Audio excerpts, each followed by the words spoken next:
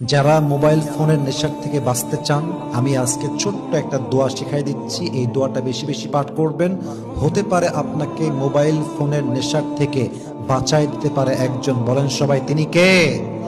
আপনারা সবাই পড়বেন, আল্লাহুম্মা জাল হাযাল হাতিফা সাবাবান লিতাআতিকা ওয়ালা তাজআলহু সাবাবান লিগফলাতিনা।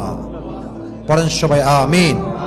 এর অর্থ হচ্ছে, হে আল্লাহ, এই ফোনকে আমাদের জন্য তোমার ইবাদতের মাধ্যম বানাও, আমাদের গাফেল হওয়ার মাধ্যম বানিও না। এই দোয়াটা যদি আপনি প্রত্যেকদিন করতে পারেন, হতে পারে আল্লাহ আপনার দোয়া কবুল করবে।